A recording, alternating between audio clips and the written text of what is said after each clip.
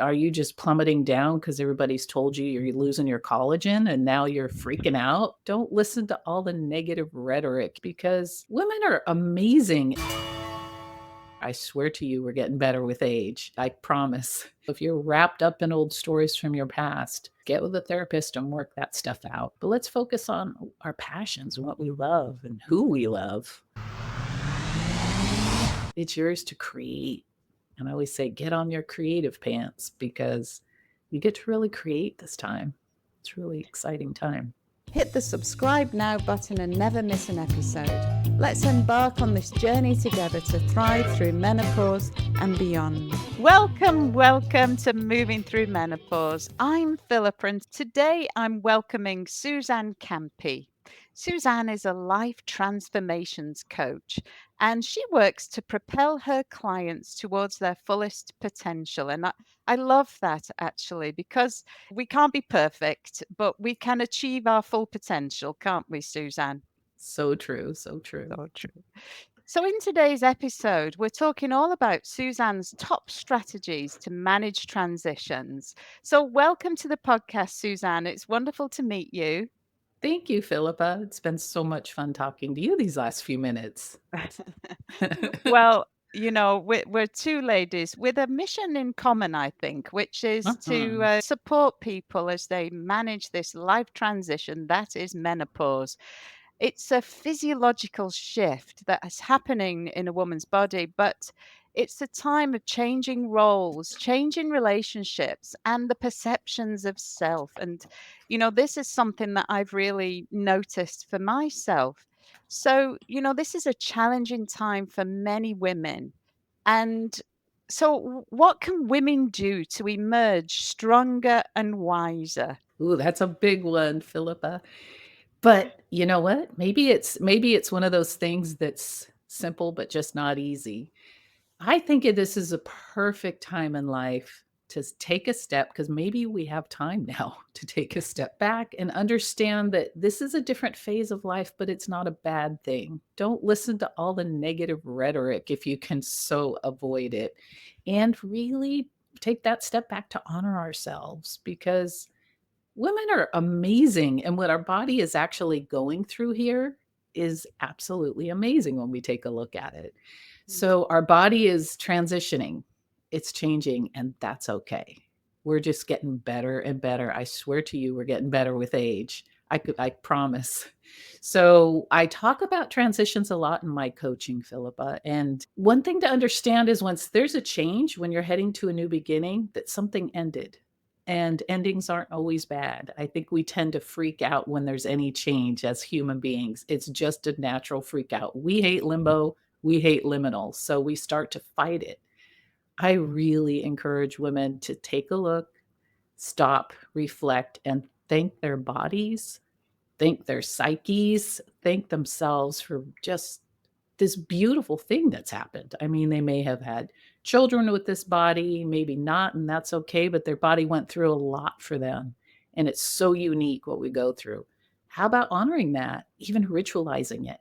Because you know what? In Western society, quite often we've dropped all ritual. I have a funny story. When my daughter was growing up, she was probably only 12 when those little girls start to get really beautiful. And as she sailed through the room, my friend and I looked at each other and kind of shook our head like, holy Lord, here it goes. She's entering a new phase. And as I got scared as a mom, my dear friend looked at her and said, you know what, Kim? I offer my beauty baton to you. And she just honored her and that she had a tea for her to celebrate things going on in her body. And I thought, oh my God, that is so beautiful. How about really talk about it and honor it? And we tended to just be quiet and as parents freak out when we saw our kids growing up because then we knew we were entering a new phase. But things are different now. We take a look inside. So I ask women, please take that look. Thank yourself for what you've been through. I mean, these bodies are amazing and sometimes really annoying and inconvenient, but we made it. So honor that. Have a ritual with your girlfriends. Do a menopause ritual. I think that's a fabulous idea. Now, I went into menopause probably 14 years ago. So nobody was even really talking about it. It was just like, how horrible is it? How hot are you? I just think it's time to to reframe. It's Mm. beautiful. Yep, you might boil up, but there's a lot more help for that nowadays. And if you stay healthy and work with Philippa on on your health, it's all gonna go down a little more mellow. So there's ways, and there's ways to educate yourself. Mm. Yeah, I think that's an important point that you bring up, really, that we're always in such a hurry to move on to the next stage, and just taking that brief moment to reflect Uh-huh. and acknowledge, as you say, all the amazing things that we may have achieved in our careers to this point, in our personal lives, whatever it is, even the Uh-huh. smallest things that we've achieved, because we do tend to focus on the negative. And this is a very human thing to do. And I heard the other day someone was talking about the fact that we're fascinated with bad things. So true. Well, it is true, but there's a kind of a evolutionary reason for that, which is that it's a protective mechanism. Because if we can Uh-huh. understand those things, all the horrid things that could happen to us, then Right. we could avoid them.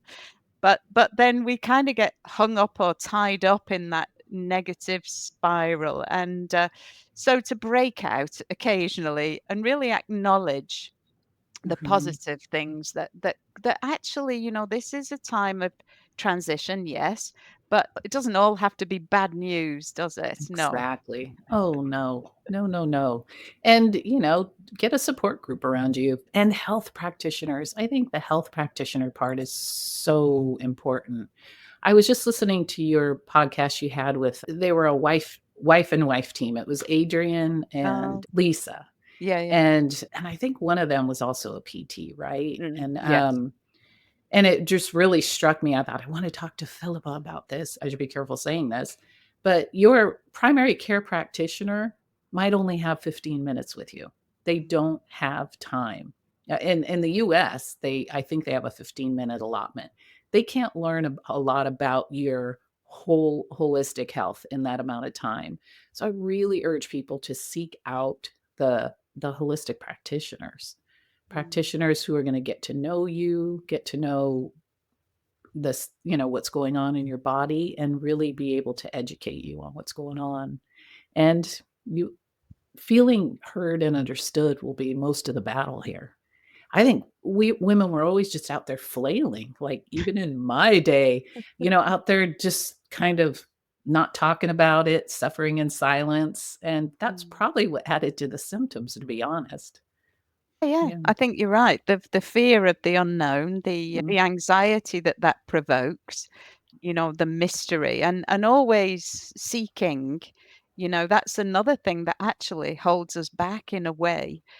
So, we've honored where we've been, where we've come from, who we were, what we Uh-huh. did.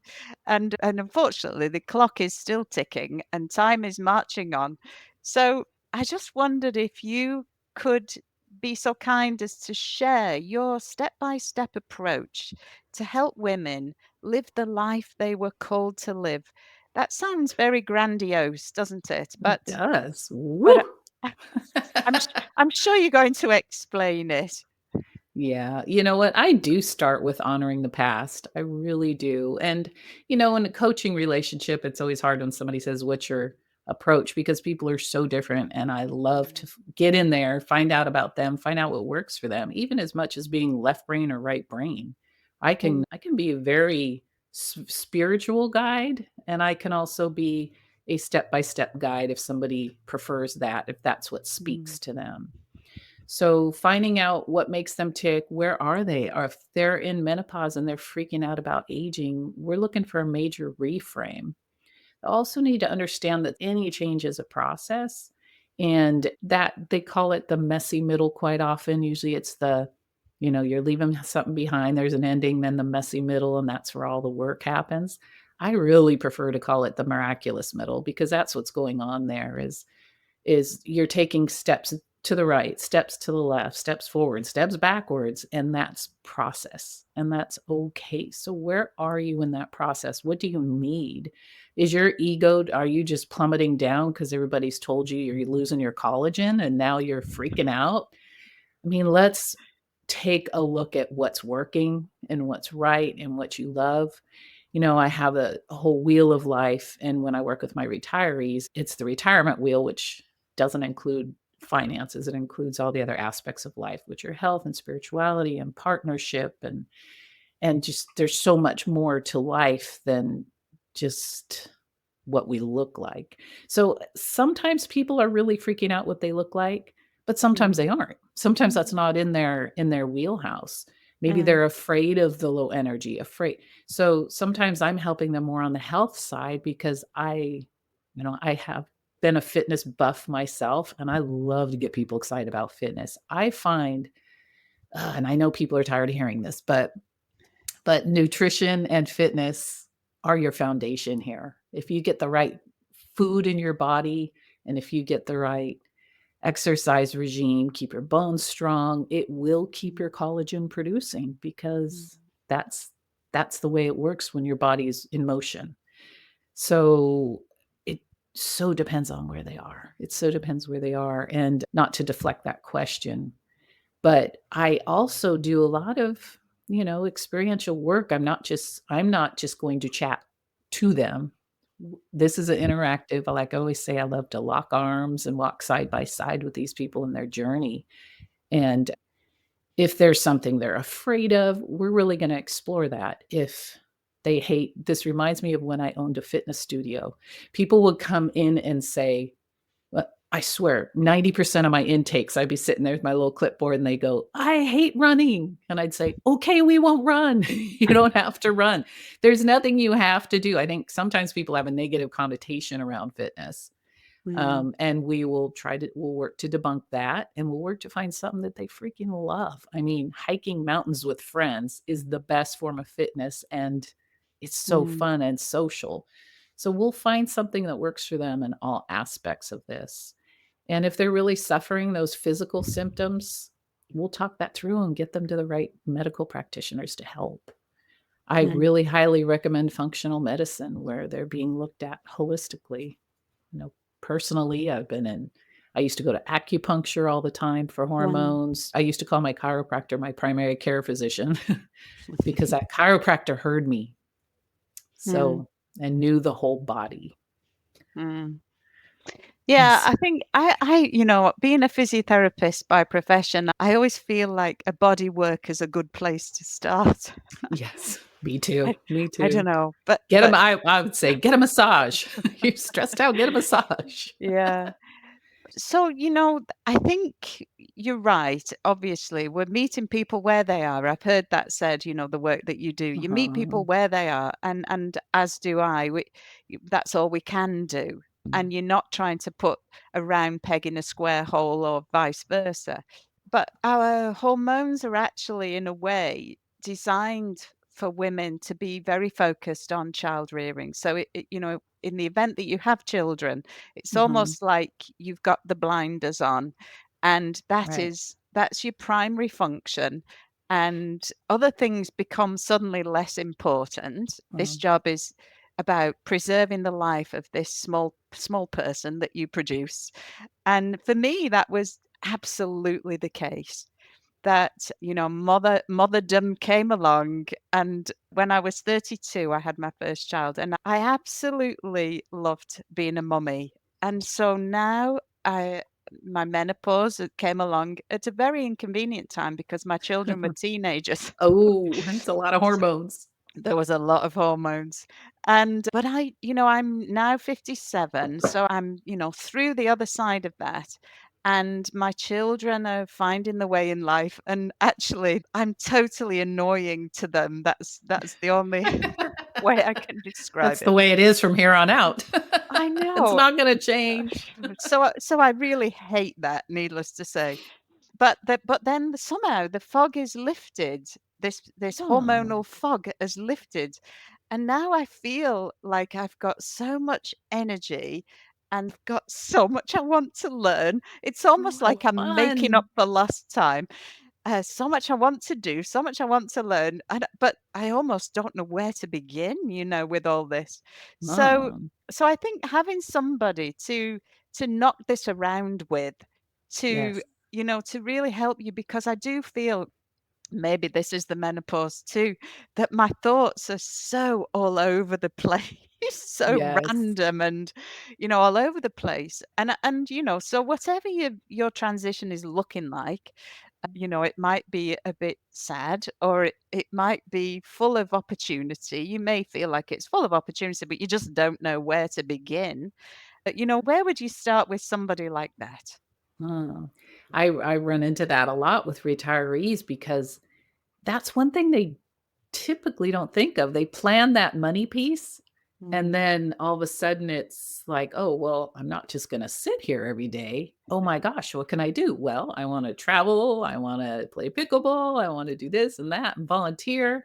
And it's about, mm. culminating that. We'll play around with their some values exercises. We'll play around with some I have a lot of tools in my toolbox for them um, to really narrow this. They don't even have to narrow it. Sometimes I Well, recommend a gap year where they try it all. And mm, I tell you, if you try, best way, my dad's line was the best way to learn what you want is to find out what you don't want. yeah, yeah, yeah, So yeah. maybe that's not, I know I went full bore. I wanted to play pickleball so bad, and immediately my knees blew like that. And Oh, I have arthritis in my knees, so that can't be in my wheelhouse, and it kills me a little bit inside because I know I would kill it out there on the court. But I know if I go laterally like that, and a surgeon told me, I you go laterally, you'll be in here for knee replacement. But if I can somehow yeah. not Keep it do that, linear. Keep it keep it linear. keep it linear and don't run, but that's okay. Mm. I have plenty to do. I have plenty of mountains to hike. So, figuring that out, you can't kind of figure it out by doing it for the most part. Oh, For the okay. most part, and I won't yak at them. We will work it out together, and then we'll spit something out that they're gonna do the next week. Well, if you really think you're gonna love pickleball, get out there. I'll even lend you a racket because I only used mine a few times before my knee went. So it's, Yeah. the way to learn is to try. Mm. And so nobody's gonna sit idle with me. We're gonna have fun. They're gonna be out for adventure. I don't like to call it homework. I have to come up with a snazzy, coachy name for it because homework Oh, always yeah. turns people off. But experiential coaching, trying. Well, I mean, I'm trying podcasting. You're doing a good job. You're doing a good job. See, and Well, you wouldn't thank know you. until you tried it, right? I love to support women in finding their greatness. Mm. And I think you agree with me there. And I know I listened to a couple of your podcasts, but I only wrote down the names of Adrian, and I wish I wrote down the other names, Adrian and Lisa. But she Mm. said the same thing at the end of the podcast. She said, I want women to realize how great they are.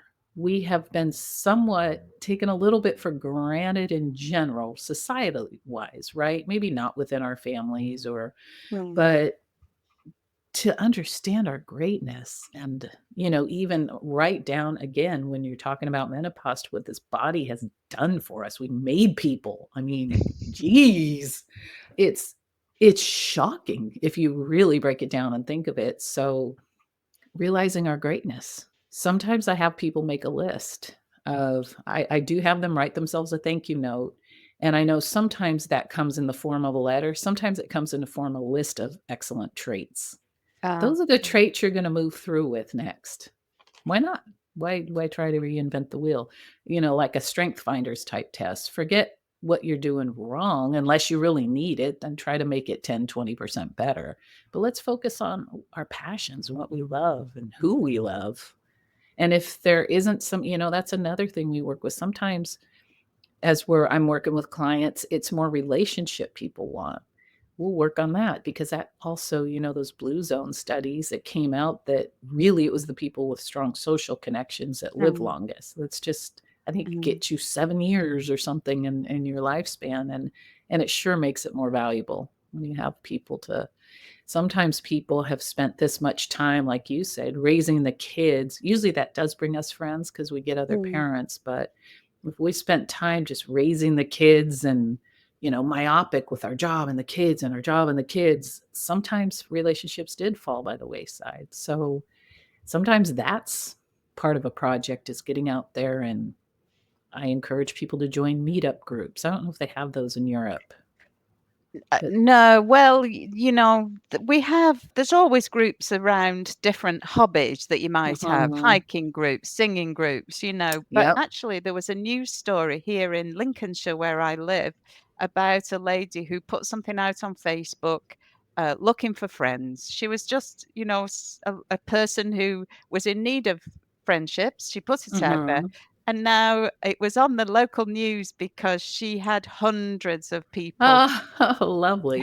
who eventually, they found a hall Uh-huh. and they all got together, and some of these people had been very lonely, Uh-huh. and yet, if she hadn't put that out there, then they may have still been lonely. So, I think sometimes it's being brave enough to say, yes. actually, Bravery is a big thing we work on, and stepping out of our comfort zone, because mm, we've been in a quite often, by the time people get to our age, like I said, we're either on our job or with the family and the kids are all together. And now we to step out and find new friends. Most people think it's not possible. It's like, oh no, mm, my college friends, they know me. I can't meet mm, friends at this age. Yes, you can. I have moved to a new area. It's been um, now 3 years I'm here, and I just jumped into meetup groups for hiking.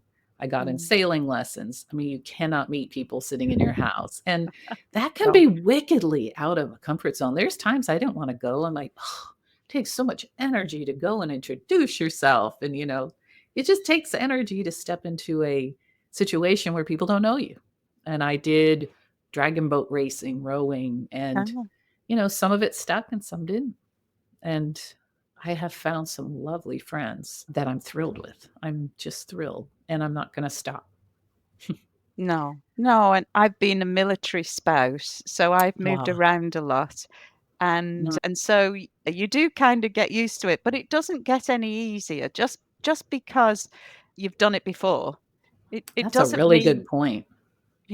it still can be uncomfortable, Uh-huh. and sometimes you kind of feel like people have a capacity for friends, where they've kind Yeah. of, right, I'm at capacity.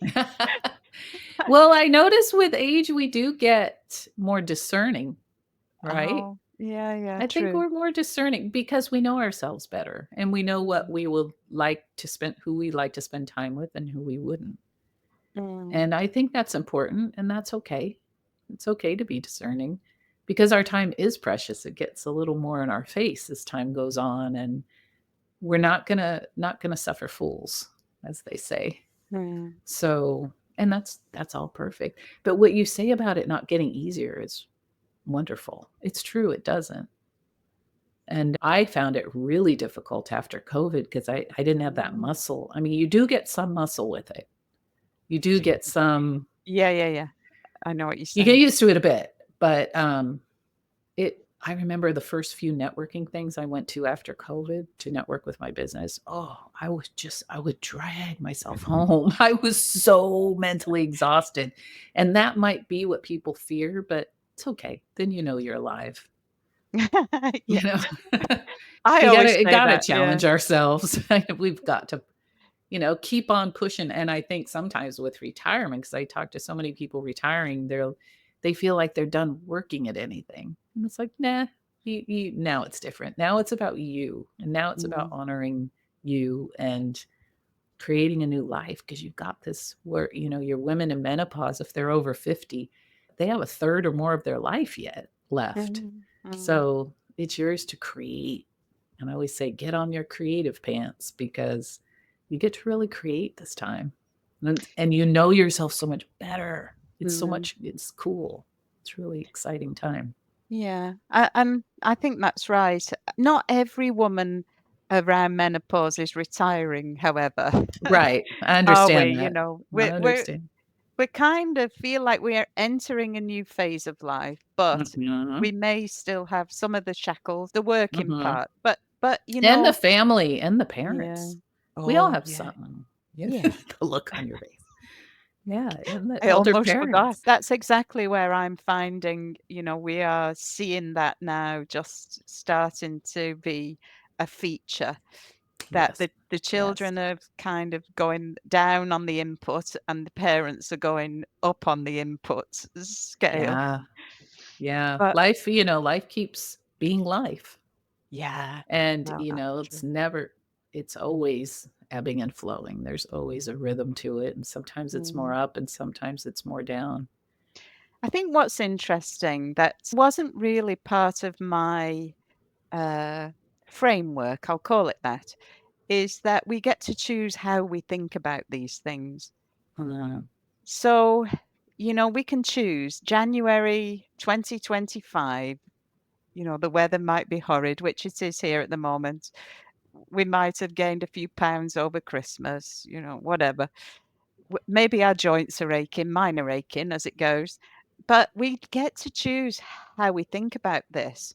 And that framing of our, where we are can really influence how we feel oh about my where we are. gosh, So absolutely. so that how do we tackle that piece? Because it can be really challenging. Um, I know that I tend to be the glass half empty. That seems to be my default, my default Yeah, programming. So, but knowing that is a good thing. I know that. And then I can choose how I uh-huh, feel, and that ultimately can really revolutionize this next stage of life. Do you think? absolutely. Absolutely, Lutely, and, I think I'm gonna go back to menopause. We women are so used to negative messaging around Mm, aging. So we just mm, see and menopause as, "Oh, Lord, there's my aging again." mm, So it is about a reframe. It is mm, about a reframe. Do you wanna spend the next 40 years of your life being negative about your age, or are you gonna embrace the beauty? And mm, I tell you, people just become I know the term wisdom gets overused, but mm, it's true. I mean, mm, every day, every year, every month, you're learning more, you're becoming more. And if you're being somewhat self-realized, if you're taking a look inside, you're getting better and better.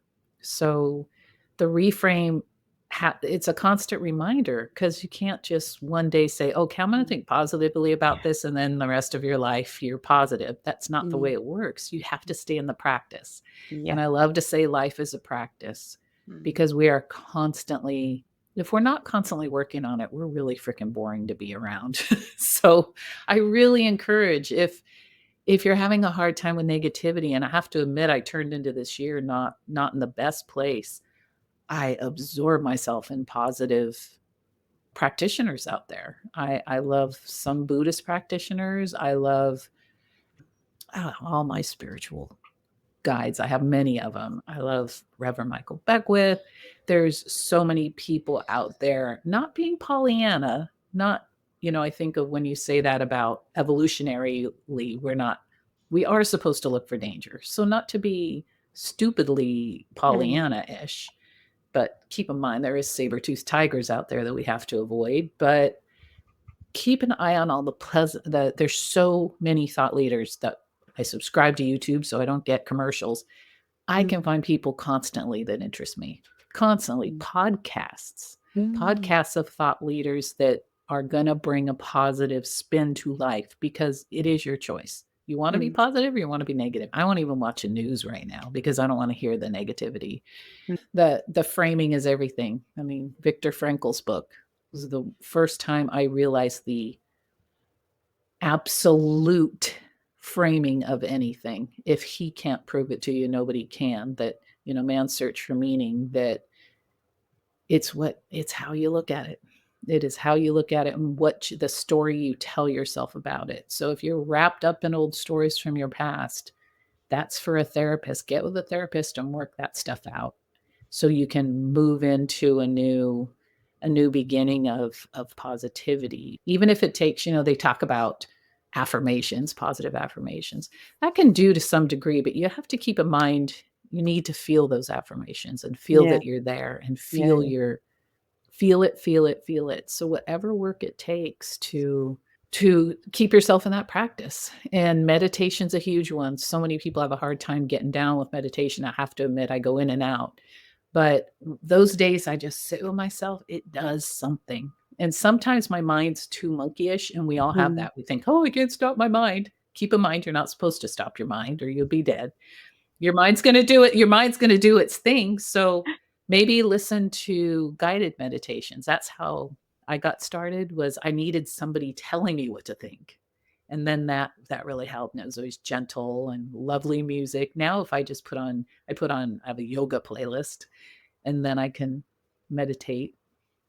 Sometimes I can do an hour, sometimes I can't do 5 minutes. I just want to leap up. So just having grace and staying in those practices that'll keep Mm. you, and be with good people. If you have those negative Nellies around, keep them to a minimum. Sometimes they have to be in our life, but we can control how much we are with them. Yeah. So remembering life is a practice is just kind of a nice little reminder. Yeah, that's very powerful because, sometimes we feel like we're failing at this thing.